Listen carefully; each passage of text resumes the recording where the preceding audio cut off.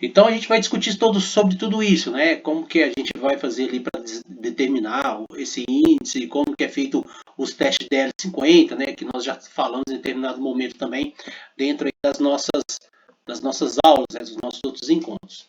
Mas o que que a toxicologia de alimento estuda praticamente? Então, ela vai estudar substâncias tóxicas presentes nos alimentos, e aí sejam elas de origem natural ou de origem sintética, isso inerente ou adicionado ao alimento, não inerente ou do próprio alimento, né? Ou esse agente ele foi adicionado no processo produtivo.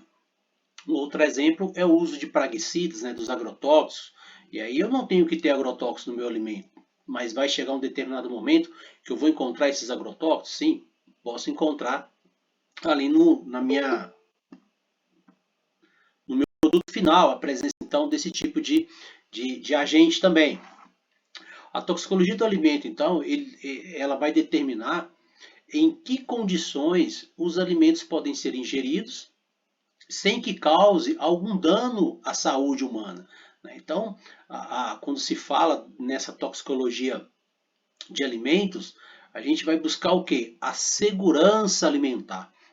Buscar utilizar um tipo de alimento que ele seja seguro para o consumidor, para que não tenha nenhum tipo de problema em relação àquele alimento, né? E que tipos de problemas os indivíduos podem ter? Porque aqui a gente não está falando basicamente ali da intoxicação alimentar, que é aquela intoxicação aguda por um tipo de bactéria, eu tive uma diarreia, tive um mal-estar devido a um alimento que eu consumi e acabei me intoxicando. A gente está falando aqui de intoxicações que levam a outros problemas, aí como um tipo de doença autoimune ativada por um tipo de corante adicionado ao alimento, né, um tipo de saúde ou um tipo de condição de saúde, quando eu tenho aí o uso crônico de vegetais que podem causar aí algum tipo de câncer, porque aquele vegetal está contaminado com algum tipo de praguicida, com algum tipo de agrotóxico. Então é isso que a gente vai conseguir entender aqui dentro da toxicologia de alimentos. E aí nós temos os órgãos reguladores, né? Quem são os órgãos reguladores aqui no Brasil? No Brasil nós temos a Anvisa, que é o principal órgão regulador, e temos também o MAPA, né, que é o Ministério de Agricultura e Pecuária aqui do Brasil. Esses ambos fazem regulação dentro das indústrias de alimentos, né, mas a Anvisa ela é mais como um agente fiscalizador e reguladora desse meio. Né? Então a Anvisa ela vai ser responsável pelos registros de aditivos, elas vão ser responsáveis pelos registros de drogas, praguicidas ou pesticidas, e também ela é responsável por quê? Por ter essa avaliação de risco à exposição humana. A avaliação de risco é o quê? A avaliação de risco é quando eu coloco o ser humano numa condição de risco ao consumo de um produto. Né? E aqui a gente está falando ao consumo do alimento. Então, quando tem o consumo desse alimento e esse consumo leva um risco à saúde humana, a Anvisa ela tem que intervir. Né? E como que ela intervém? Através de processos fiscalizatórios. Ela vai fiscalizar aquele meio, aquele produto, ou através de denúncias mesmo, né? Às vezes a própria população ela realiza denúncia porque utilizou tal alimento e esse alimento aí teve algum prejuízo à sua saúde. Então a gente tem aí essas definições sobre aí a função da Anvisa dentro aí da condição da toxicologia de alimentos. E o alimento, né? O que é um alimento? O alimento a gente sabe que ele é uma mistura, né? Eu tenho vários componentes presentes nos alimentos, né? Então ele é uma mistura bem complexa de substâncias que nós chamamos aí de nutrientes e também de não nutrientes, porque eu tenho substâncias presentes no alimento que eles não têm função nutritiva. Vamos dar um outro exemplo aí. O hormônio presente no frango, que pode chegar na linha final do consumidor. O hormônio não tem características de ser nutritiva, né? Mas ele pode estar presente lá na final da linha de produção. Né? Então, são substâncias nutrientes e não nutrientes consumidos nas formas in naturas ou na sua forma processada ou industrializada. Né? Então, posso ter aí os alimentos in natura e os alimentos processados. Os dois tipos de alimentos, eles podem trazer um prejuízo à saúde se estiver contaminado com alguma substância. Lembrando, né, nós temos aí substâncias tóxicas presentes nos alimentos e mesmo assim eles são consumidos. Mas por que, professor, que são consumidos se pode trazer algum dano à saúde? Desde que eles estejam dentro do índice diário de ingesta permitido, né? Então, quando eu tenho ali o consumo diário dentro do limite, eu posso então fazer o uso desse alimento com segurança. Então, dentro desses nutrientes, nós temos quem? Os macronutrientes e os micronutrientes. Quem são os macronutrientes? Os lipídios, os carboidratos, as proteínas. E os micronutrientes? Minerais, vitaminas, fibras. Né? Isso eu posso considerar então sendo como micronutrientes. Os próprios aditivos, né? Quando a gente fala aí em condição não nutriente, né? A gente coloca os aditivos também dentro desse mesmo patamar, né? Esse patamar de ser aí um micronutriente presente no alimento. Os não nutrientes que nós temos então, naturalmente presentes nos alimentos. Quem são os nutrientes naturalmente presentes nos alimentos? Esses que eu acabei de falar para vocês, né? O próprio hormônio, né? O agrotóxico, né? Eu posso considerar ele como um não nutriente, mas ele vai estar presente no alimento. Os aditivos, né? Os contaminantes, eles podem estar presentes nos alimentos. Então, são aqueles não nutrientes que são adicionados diretamente com propósitos definidos. Que propósitos são esses que eu posso adicionar a um alimento que ele está dentro desse processo de produção? Conservantes, né? Para que eu tenha um alimento dentro de um período de consumo viável e seguro, eu tenho que adicionar um conservante. Como que eu vou fazer um leite durar 3 meses? Tenho que adicionar algum tipo de conservante. Como que eu vou fazer um embutido, né, derivado de carne, ter aquela duração ali de 6 meses? Eu preciso adicionar nitrito, preciso adicionar nitrato. Então, isso é um tipo de adição que é diretamente associado ao processo produtivo, com uma característica específica, né? Um corante, né? Um conservante. Não posso fazer isso. Os contaminantes controláveis, né? Então, eu posso controlar alguns contaminantes dentro da minha condição de não nutriente, e os contaminantes inevitáveis. Quem são os contaminantes inevitáveis? Medicamentos, né?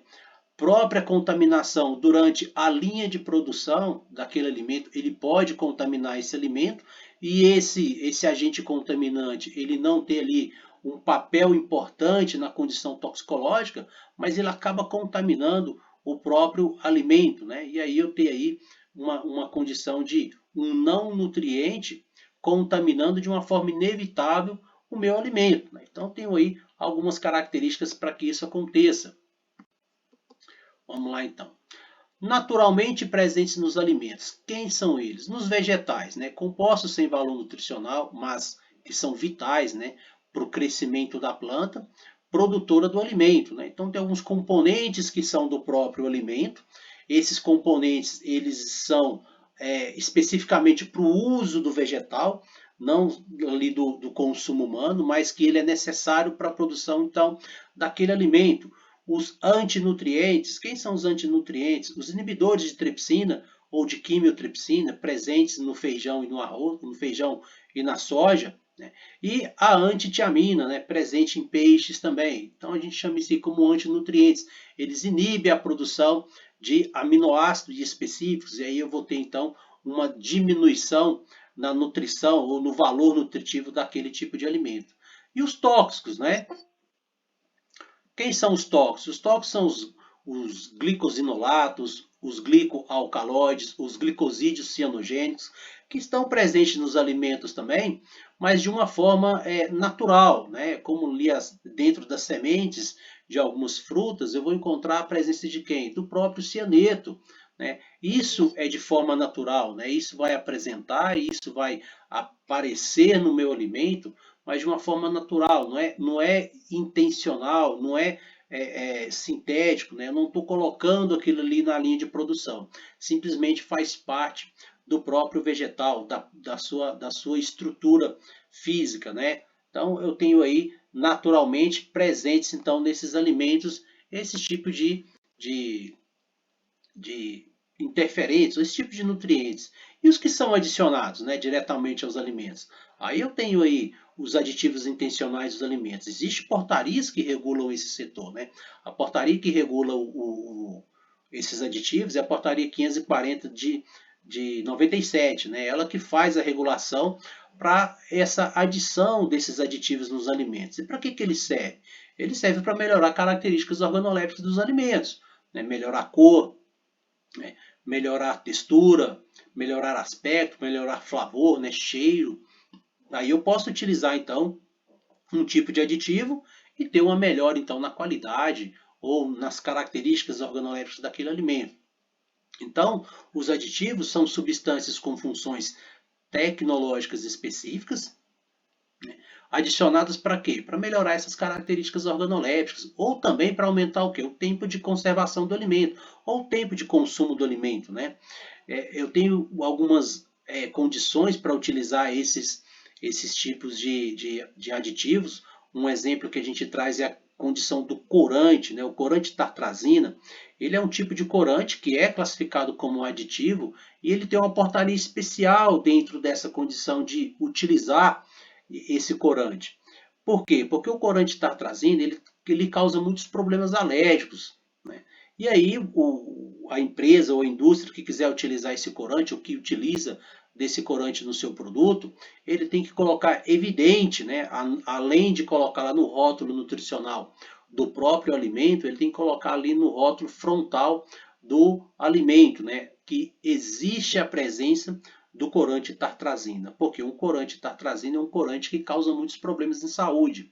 E aí ele tem que evidenciar. Então a portaria da Anvisa, ela traz aí essa característica, né? Ela traz aí essa evidência para esse tipo de corante utilizado. É só um exemplo, né, que a gente traz aqui quando falamos aí dos aditivos intencionais nos alimentos. E o que esses aditivos podem causar à saúde? Um exemplo que eu acabei de dar, processos alérgicos, ativação, né, de uma doença autoimune, ser um gatilho de uma doença autoimune.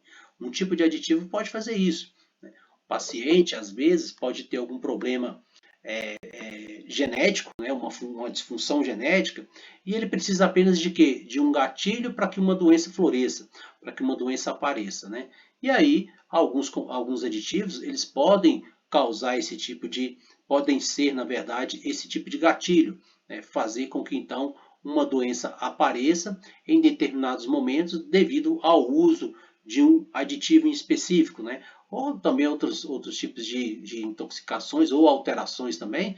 Nós podemos falar aí que alguns aditivos também trazem condições de carcinogêneos, né? Podem provocar aí câncer também em relação ao seu consumo. Então, mas se causa esse tanto de doença, por que se utiliza aditivos então nos alimentos? Se a gente não utilizar aditivos nos alimentos, nós não conseguimos consumir alimentos como nós conhecemos hoje, com prazo de validade mais longo, com características mais específicas. Né? Por que se utiliza então esses aditivos sabendo que vai causar uma doença? Lembrando que a diária, né, a ingesta diária permitida, ela tem que estar dentro desse alimento. Né? Se aumentar a concentração desses aditivos, aí sim há o risco, né? Quando nós vamos falar disso lá, quando nós vamos falar lá da DL50, da CL50, né? da avaliação de risco dentro aí da condição dos alimentos, a gente vai observar então esses dizeres, né? E aí traz aquilo, né, que nós falamos, os aditivos não GRAS. Os aditivos não GRAS, eles são reconhecidos como não reconhecidos como seguros, na verdade. Então eles não trazem ali uma seguridade para o consumo desse tipo de aditivo. Mas e por que consome? Mais uma vez, dentro da condição permitida, o valor permitido. Se consumir dentro do valor permitido, a probabilidade de desenvolver uma doença, uma patologia, ela é muito pequena, né? E aí a gente traz aí uma condição, né? Utilizando ou a utilização dos alimentos, elas devem ser o quê?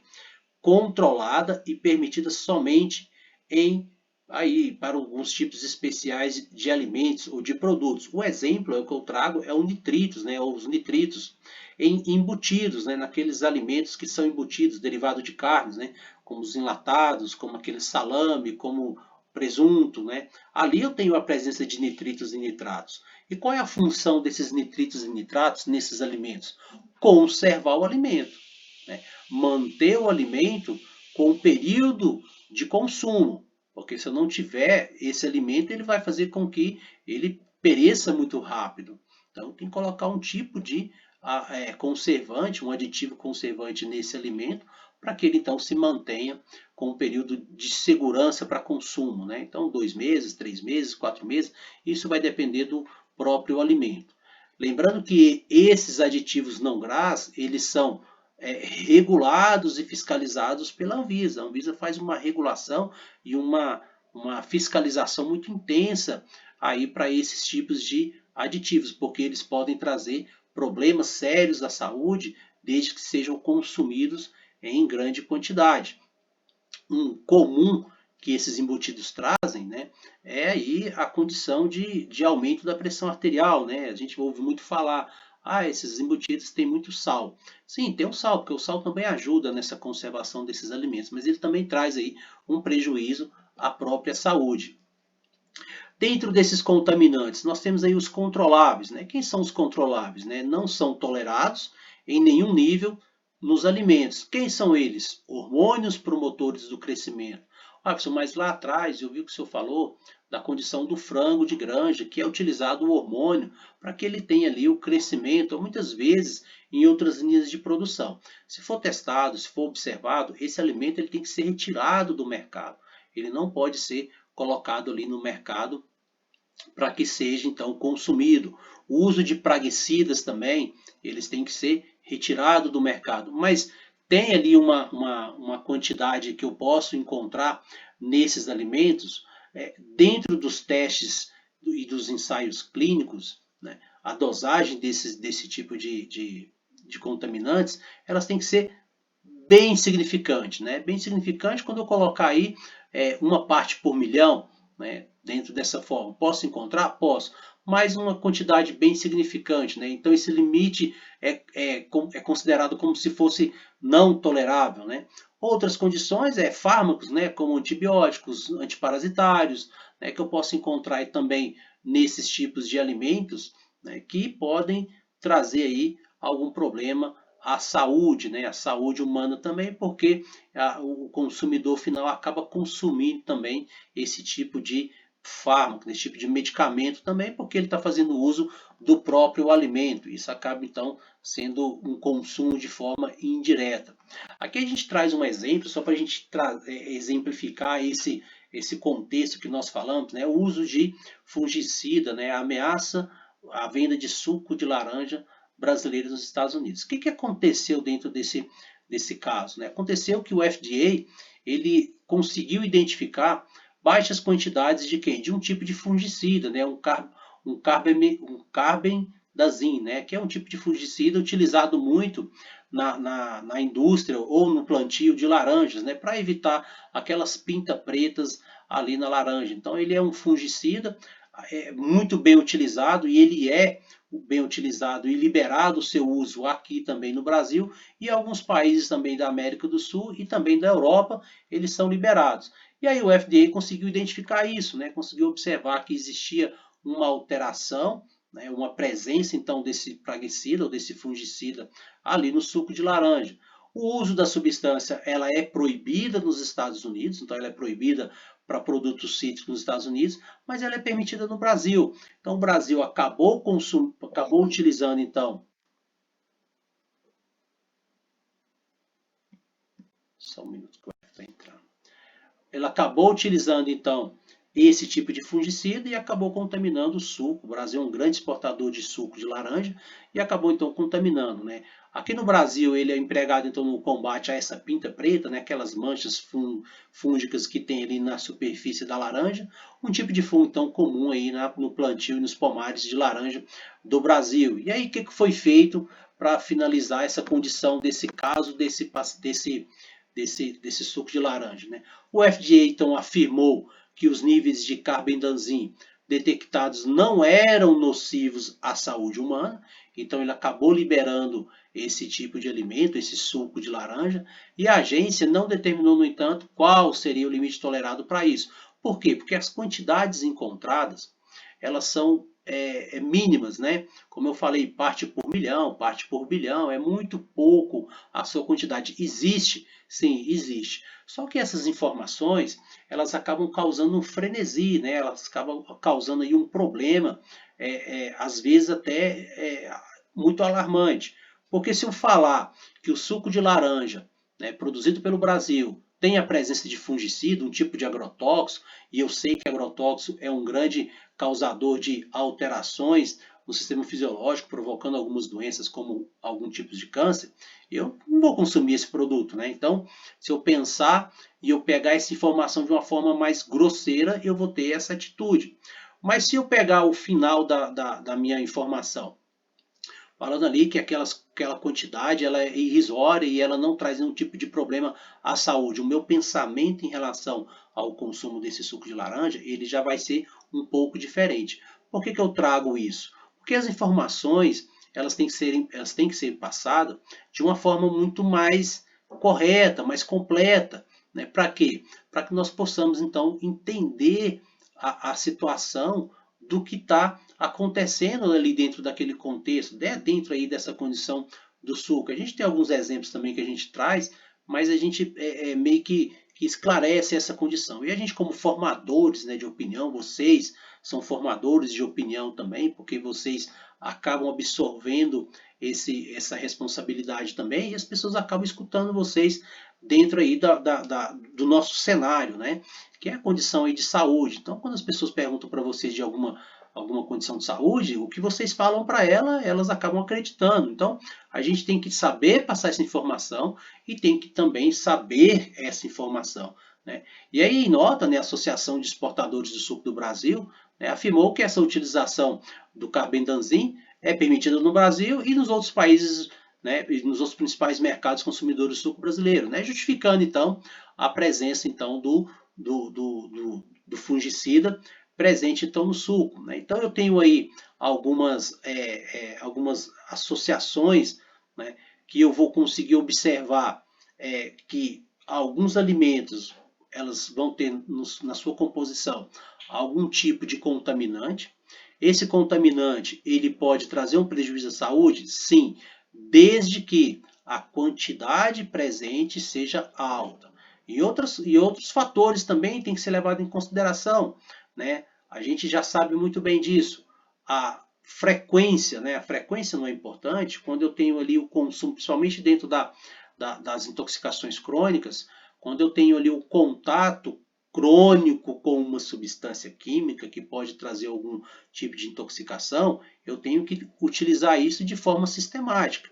Né? Quando eu tomar ali um suco, que é o exemplo que a gente traz aqui, um suco de laranja, uma vez por semana, uma vez por ano, ou dessa marca esporadicamente, isso significa que eu vou ter algum problema sobre esse agente químico, esse fungicida? Não, isso é esporádico. Mas para aquele indivíduo que faz o uso sistematicamente, constantemente, ele sim pode chegar ali um determinado período da vida dele que ele pode desenvolver alguma patologia. E aí, a gente tem que levar em consideração também o que? O próprio organismo, né? A gente sempre fala, nós somos todos da mesma espécie, mas todo o organismo ele é individual, né? Eu posso ter uma certa similaridade com outros organismos, mas algumas condições em um tipo de organismo age de uma forma e outras agem de uma outra forma, né? Quando a gente for falar lá da DL50, a gente vai observar isso lá na nossa DL50. E aí, os contaminantes inevitáveis que nós temos, então, né? As micotoxinas presentes em grãos, nozes e leites. A gente já até falou e né, tivemos uma aula só de micotoxinas. A gente pegar aí a ocratoxina, a aflatoxina M1, que é a do leite. Como que eu vou fazer para controlar isso, né? Como que eu consigo controlar? Isso não se controla, isso não dá para poder controlar. Então, para os contaminantes inevitáveis e aditivos não GRAS, que são esses aditivos adicionados, como os nitritos e os nitratos, existe o quê? O limite máximo permitido. Né? Então a legislação ela permite isso. Né? Só para a gente ter uma ideia em relação, porque às vezes a gente acha que, nossa, isso é um absurdo. Como que eu vou utilizar um tipo de alimento com a presença de um tipo de fungo? Né? Não posso fazer isso. Isso pode trazer uma certa temeridade à minha saúde. Só para a gente ter uma ideia, né? Existe uma regulação, uma portaria né, da Anvisa, que ela regula a presença de pelo de rato no extrato de tomate. Então, toda vez que a gente consome um extrato de tomate, a gente está consumindo pelo de rato. Né? também, né? Porque ali tem a presença de pelo de rato. Então isso é só para a gente entender que limites ele serve para isso. Mas até quando aquele pelo de rato é nocivo à saúde? Até quando esses contaminantes inevitáveis, essas micotoxinas, são nocivas à saúde? Até esse limite máximo. A partir desse limite máximo, aí sim eu tenho aí uma condição de saúde sendo instalada, né? Então a gente tem que ter aí esses critérios também. Então a concentração, né, de um não nutriente, né, que é um contaminante inevitável, presente no alimento, isso expressa, claro, em termos de massa ou massa-volume, que pode ser ingerido por um indivíduo por toda a sua vida, sem quer que o mesmo, né, ou a mesma substância promova algum tipo de efeito nocivo para esse organismo. Porque se a gente for pensar, né, pessoal, se a gente for avaliar hoje, ainda mais na condição de hoje, né, que nós temos aí uma produção muito grande associado a um consumo alimentar também muito grande, eu vou ter aí uma condição de cada vez mais observar a presença de contaminantes, tanto inevitáveis quanto de aditivos. Então, posso ter ali, eu vou observar que cada vez mais nós vamos utilizar isso dentro das indústrias, porque não se consegue produzir uma quantidade de alimentos sem a utilização desses tipos de situações, né? Eu não consigo produzir uma safra de soja sem a presença de micotoxinas. Eu não consigo produzir uma quantidade X de leite sem a presença da aflatoxina. Né? Por quê? Porque faz parte do processo. Mas o que, que eu tenho que pensar e o que, que eu tenho que observar dentro desse processo? É o meu limite máximo. Né? O meu alimento está dentro do limite permitido? Beleza, isso não vai causar nenhum dano à saúde humana. Mas a partir do momento que isso está acima do limite, aí sim nós temos uma preocupação em relação a isso. Então tem que ter um conhecimento para entender essa condição. Né? E aí eu trago um outro exemplo, né? A carne, só para a gente observar, ó, a carne preparada no churrasqueiro, que eu acho que todo mundo adora, né? Contém o quê? Agentes cancerígenos, denominados quem? Os hidrocarbonetos aromáticos policíclicos. Então, quando eu estou preparando ali o meu churrasco, eu estou liberando, né, ali no meu alimento a presença de hidrocarbonetos. Esses hidrocarbonetos, eles são cancerígenos. Só que aí a gente traz uma ideia. É seguro consumir esse alimento? É seguro consumir essa carne? Sim. Por que, que é seguro, professor? Se ele causa câncer? Porque ele está dentro do limite tolerado. Né? Ele está dentro do limite permitido. A partir do momento que eu observo que isso está acima do limite, aí sim eu tenho um prejuízo em relação, ou tenho uma situação de não consumir esse alimento. Né? Mas quando a gente fala ali do consumo desse alimento, ele é totalmente seguro. Né? Por quê? Porque ele tem um limite específico dentro do seu processo produtivo. E aí o risco, né? O que é o risco? Qual que é o risco perante ao alimento? Né? Muitas vezes a gente observa que, às vezes, alguns alimentos podem trazer alguns males à saúde, e muitas vezes a gente associa muito a condição porque hoje tem muito isso, né? Causa problemas cardíacos, causa arteriosclerose, né? Então a gente só pensa na condição de quê? A gente só pensa na condição da dislipidemia, do diabetes, né? Da alteração do metabolismo. A gente não pensa aí em outros fatores, em outras patologias, né? Temos que pensar também que os alimentos também estão associados a outras patologias, que não só as patologias do metabolismo, né? E aqui a gente traz um outro exemplo, né? Trazendo aquilo, né, que eu falei anteriormente. Olha o que é uma informação que ela não é dada de forma correta, né? Aqui, ó, nossa reação aos riscos é fortemente influenciada por quem? Pelas informações que nós recebemos. Né? Aqui eu trago um exemplo. Nos Estados Unidos, por exemplo, a detecção de zero, né? Vamos colocar aí 1 elevado a 1 vezes 10 elevado a menos 7, a sétima potência, né? De clorofórmio presente na água de uso residencial causou o quê? Manifestações populares em várias cidades dos Estados Unidos. Embora o clorofórmio tenha uma toxicidade menor que a da aspirina, que é um tipo de medicamento muito bem utilizado ali pelo povo norte-americano, pelos estadunidenses, né? Então, e olha a quantidade, né? Olha a quantidade que eu tenho de clorofórmio nessa água. Mas a informação, quando ela é dada de forma não correta, eu observo então que eu posso gerar um certo alarme, né? Eu posso gerar uma certa euforia na população. Então, se eu falar que a água que eu consumo tem a presença de cloroformo, eu vou começar, cara, nossa, minha água tem cloroformo, não vou consumir essa água, vou ter que consumir água mineral, começar a comprar água mineral, porque a água que chega na torneira da minha casa, ela tem cloroformo. Mas olha a quantidade, né? Se a gente for observar, e se você pegar lá a sua conta de água, você vai observar que na sua água tem cloriformos fecais, não é? Se você pega a água lá, tem uns ensaios, tem uns testes, e tem um limite para isso também, né? Eu não posso ter ali uma quantidade muito grande, mas tem um limite. E muitas vezes chega na conta, lá dentro dos testes químicos que é realizado para a pureza da água, para a qualidade da água, eu vou observar então a presença de alguns agentes que são quem?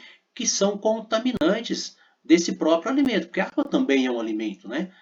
É o principal, se a gente colocar aí dentro da condição de importância, né? Então, quando a gente passa as informações, nós temos que pensar no que nós estamos passando, né? E também, quando nós estamos recebendo as informações, a gente tem que filtrar e tem que saber o que a gente está recebendo, para que a gente não possa também entrar aí nesse meio alármico, né? Ou esse meio alarmante aí, para poder criar aí uma condição de saúde, né? Uma condição sanitária. Então, a gente consegue observar. Olha aí outro caso, né? A manteiga que tem a presença de quem? Da aflatoxina. Eu estou falando da manteiga, mas é aquela manteiga de leite, tá? Não a margarina. A manteiga e a pasta de amendoim, né? Contém quantidades de aflatoxina, e a gente sabe que a aflatoxina é um tipo de micotoxina que pode causar um tipo de câncer, né? Pode causar câncer hepático, pode causar câncer renal. Então, eu consumir manteiga de leite, eu vou ter a probabilidade de desenvolver câncer? Não se sabe. Por que não se sabe? Porque se tiver dentro do volume da ingesta diária permitida, a probabilidade de desenvolver é muito pequena. Mas e se meu organismo for um organismo diferenciado, né, dos demais, da maioria? Eu posso ter uma ativação, um gatilho na presença dessa aflatoxina, e aí eu tenho então o desenvolvimento de um tipo de câncer. Aí sim, associado a esse alimento. Só que hoje é tão complexo, tão assim, fica tão difícil e também às vezes tão desnecessário você identificar a causa de uma doença como um câncer, que você pensa no tratamento, né? Ah, vou tratar, então não vou pensar de onde que veio, né? O importante para mim é que ela está aí e eu vou ter que tratar essa patologia. E aí sim, depois, né, observar o que pode ter acontecido para ativar essa alteração celular. Então, a gente tem aí alguns exemplos que a gente observa, então, que os componentes. Por que eu estou trazendo isso? Estou trazendo isso para a gente criar aí uma condição, ou criar aí um pensamento associado aos limites, né? Aos limites necessários, aos limites máximos permitidos para cada substância. Né? Então, não significa que todo o alimento ele tem ali só um grau de pureza muito alto, uma qualidade muito alta. Não, ele tem contaminantes também. Os contaminantes, eles estão dentro. Adriano, pode falar.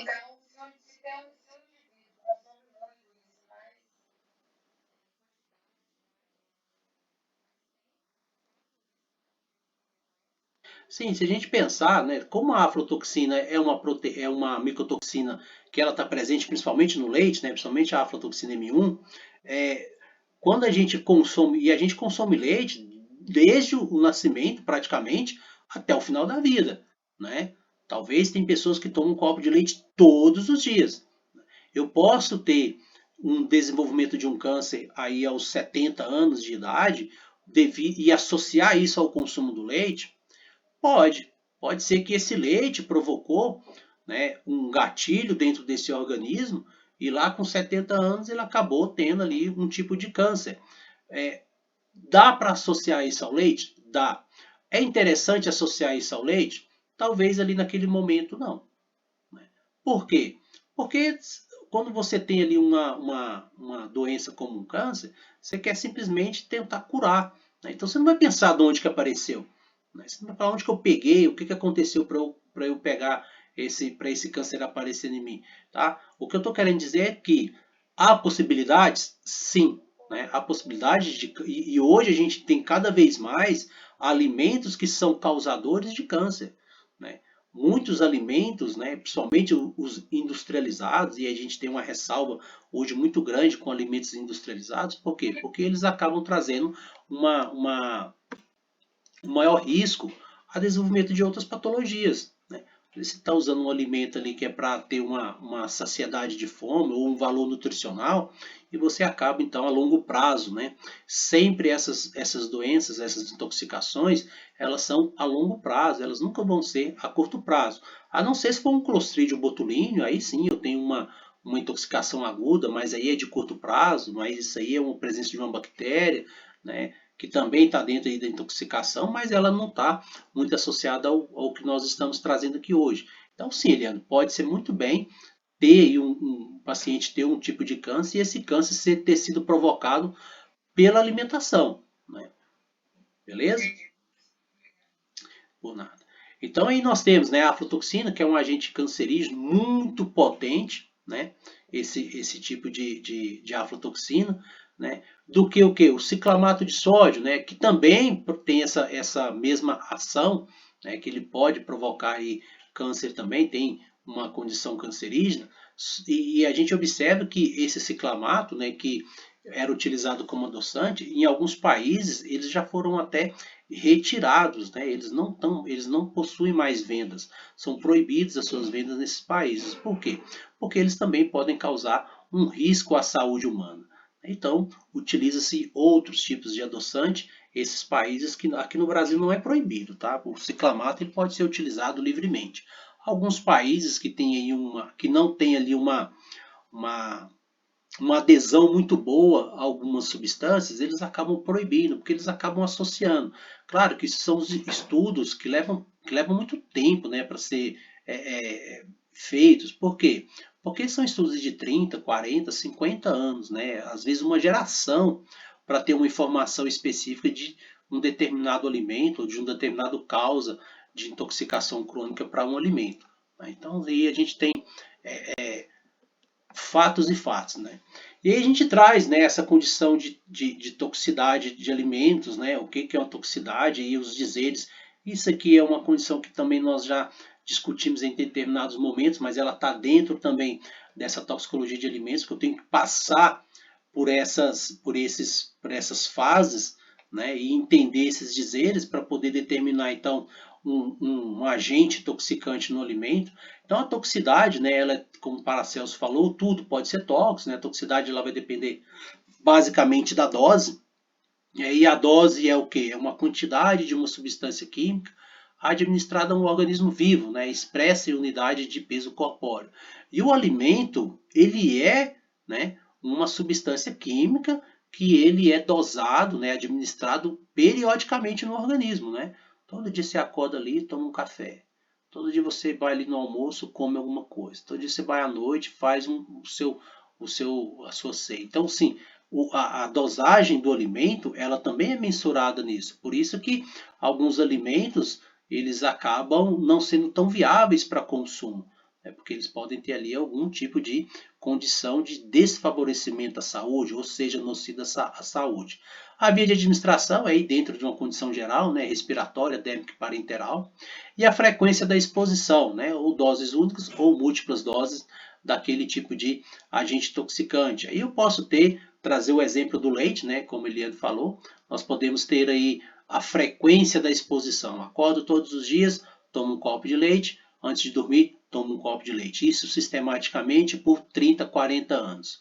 Posso ter uma chance de desenvolver um tipo de câncer hepático ou renal? Sim, posso. Por quê? As doses elas são múltiplas, né? Eu tenho ali uma condição múltipla e crônica. Todos os dias eu faço uso, então, desse tipo de alimento. Então, mas todo leite, se eu fizer isso durante 30 anos, eu vou ter um câncer? Não, estou falando que pode acontecer. O que a gente tem que entender é que a indústria, ela pensa nessa qualidade do alimento, né? Então, o alimento ele também tem a sua qualidade, a indústria pensa também em reduzir a quantidade de algum tipo de contaminante inevitável, algum tipo de agente químico presente nesses alimentos, né? Porque senão a gente fala, vou parar de comer, né? Não, não dá para pensar assim. E aí, dentro da nossa avaliação de toxicidade, como que é feita essa avaliação de toxicidade? A gente utiliza, então, algumas espécies aí de roedores, principalmente, né? Seguindo, então, as rigorosas normas, né, preconizadas aí pelos órgãos reguladores de cada país, né? Então, vou fazer os testes nesses roedores ou desses animais e eu vou observar o quê? O desenvolvimento de algum tipo de doença. Professor, mas como? Vamos pensar aí o exemplo que o senhor trouxe do leite. Vou dar leite 30 anos para um rato, ele não vai sobreviver. Não, eu pego quem? A própria aflatoxina e faço a administração da aflatoxina na minha cobaia, no meu animal. E aí eu vou observar a concentração que inicia o quê? Que pode apresentar ali algum tipo de patologia. Então, comecei com a concentração de 20 miligramas por quilo, né? Apareceu algum tipo de sintomas, algum tipo de toxicidade, beleza, então significa que 20 miligramas já é uma condição tóxica ali para aquele organismo. E aí, disso, né, dessa condição, desse ensaio, eu coloco ele dentro de um macro ensaio, né, eu trago ele para uma amplitude maior. E aí, dentro dessa amplitude, eu consigo determinar qual que é o valor necessário, né, porque quando eu estou colocando 20 miligramas por quilo, 20 miligramas por quilo vale tanto para o rato quanto para um elefante, né? Porque eu estou colocando miligramas por quilo, não estou colocando pelo peso total do animal, né? Estou colocando por quilo. Então eu consigo mensurar essa capacidade de entender qual que é o valor de uma substância tóxica dentro do organismo. Então a avaliação de toxicidade, ela inicia-se dentro desse processo, né? E aí, tendo essa avaliação, né, de miligramas, de efeitos, eu tenho quem? A minha relação dose-resposta. Como que eu sei que a aflatoxina, como que eu sei que uma ocratoxina, como que eu sei que o antibiótico presente naquele alimento pode causar um dano à saúde? Dentro dos meus ensaios clínicos. Tenho que criar essa relação dose-resposta, né? Essa relação dose-resposta, ela vai me expressar o quê? A relação entre a dose, né, e o número de indivíduos que reagem com o mesmo efeito, né? Então, tenho que observar esses dois fatores. Dentro dessa relação dose-resposta, eu tenho que levar em consideração dois fatores, né, duas variáveis, a DL50 e a CL50.